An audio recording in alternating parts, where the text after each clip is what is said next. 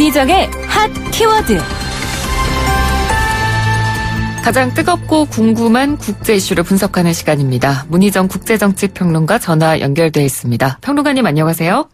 네, 안녕하세요. 네, 세계 최대 군사동맹입니다. 북대서양조약기구. 우리가 흔히 나토라고 부르는데 이 기구가 구체적으로 어떤 건지부터 좀 설명을 부탁드립니다.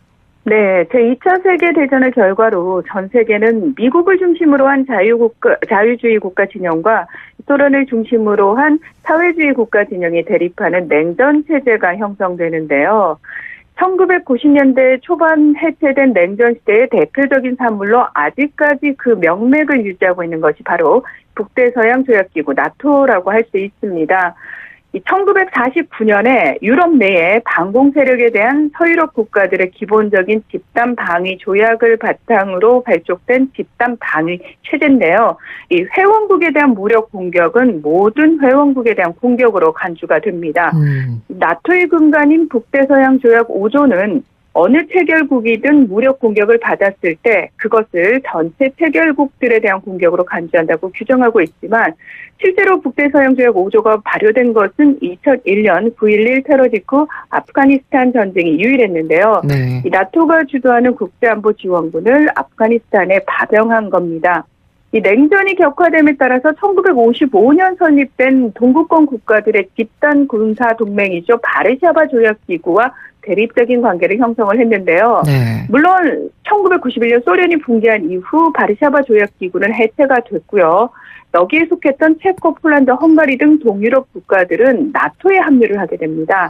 그래서 2017년 6월 기준 29개의 회원국이 있고요. 이들이 내는 방위비는 세계 전체 군사 지출비의 70%를 차지하고 있습니다. 네.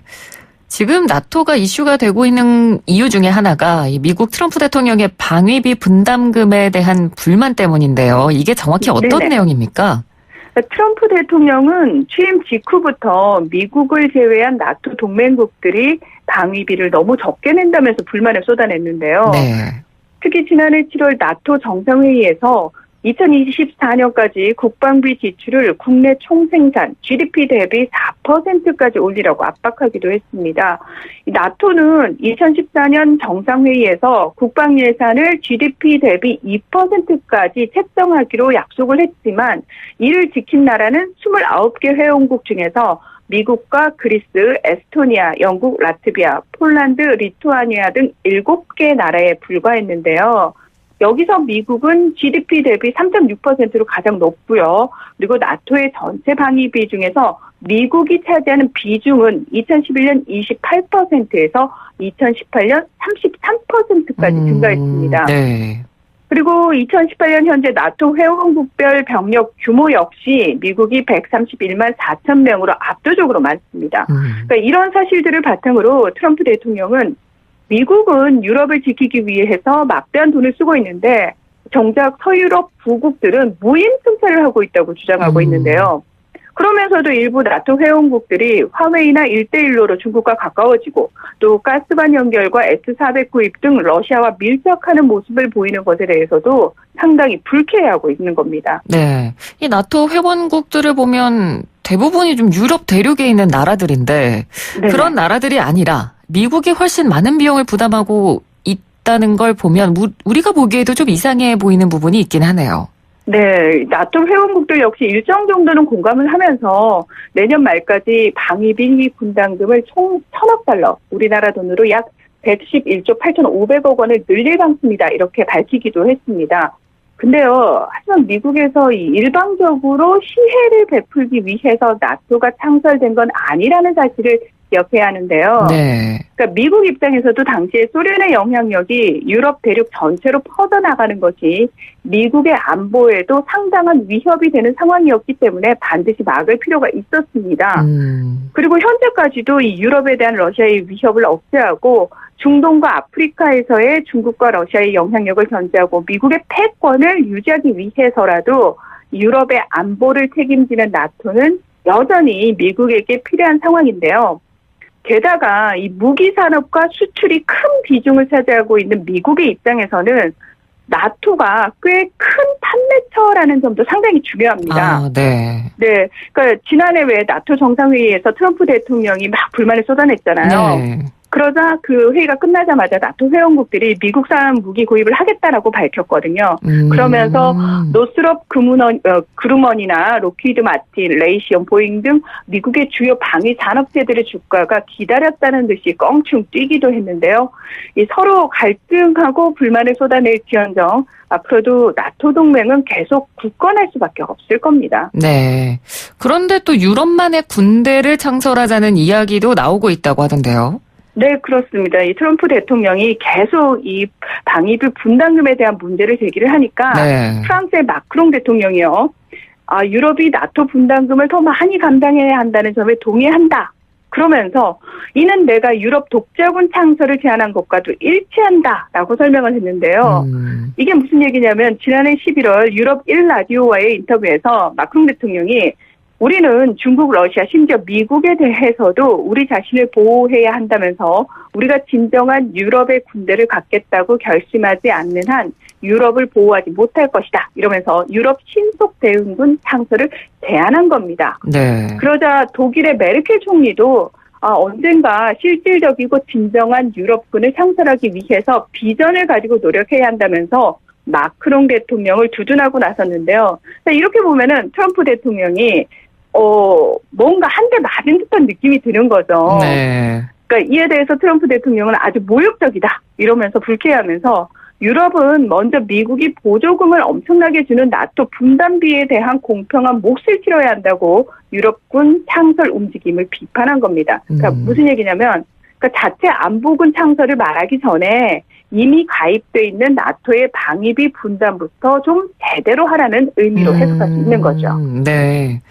그렇다면 근데 뭐 나토 동맹은 어찌됐건 굳건할 수밖에 없다라고 이야기를 해 주셨지만 이렇게 뭐 유럽군이 필요할 것이다라는 목소리도 나오고 있고 그러면 과연 정말 나토가 해체가 되고 유럽군이 생성되는 게 현실적으로 가능할까요?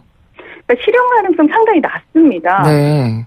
나토 가이드라인인 GDP 대비 2% 국방비 책정이라는 목표도 채우지 못하는 국가들이 대부분이잖아요. 그렇죠. 이런 상황에서 그러니까 유럽군을 위해서 국방비를 마련하는 건 쉽지 않고요. 또 미국은 나토의 국방 예산을 늘리라고 압박하면서도 유럽 국가들이 무기 개발과 생산을 자립적으로 행하는 것을 견제해 왔는데요. 이건 무슨 얘기냐? 국방 예산 늘려서 우리나라에서 생산하는 무기들 많이 사라. 이런 얘기입니다. 네. 그리고 유럽 입장에서는요, 무엇보다 미국의 핵 우산에서 빠져나올 경우 그 역할을 대신할 프랑스가 이를 감당할 의사나 능력이 없기 때문인데요. 이에 대해서 러시아의 푸틴 대통령은 EU가 유럽군을 만들려고 하는 것은 굉장히 자연스러운 현상이다. 이러면서 나토 동맹의 분열을 내심 반기면서 부추기고 있는데요. 사실 이런 부분 때문이라도 유럽이 나토 없이 무사할 수 있다는 어떠한 인식도 피해야 한다는 나토 스톨텐베르그 사무총장의 우려가 더 설득력이 있습니다. 네. 그리고 또 아무래도 유럽 입장에서는 러시아도 굉장히 위협적인 대상이니까요. 그렇습니다. 이 러시아가 2008년에 조지아를 무력으로 침공을 했거든요. 그리고 2014년에는 우크라이나의 크림반도를 강제 병합을 했고요. 지난해 11월에는 우크라이나 함정 3척을 납포하는 무력 행위를 단행했습니다. 네. 이에 대해서 미국과 서방 국가들 아무리 경제 제재를 해도 러시아 눈 하나 깜짝하고 있지 않죠.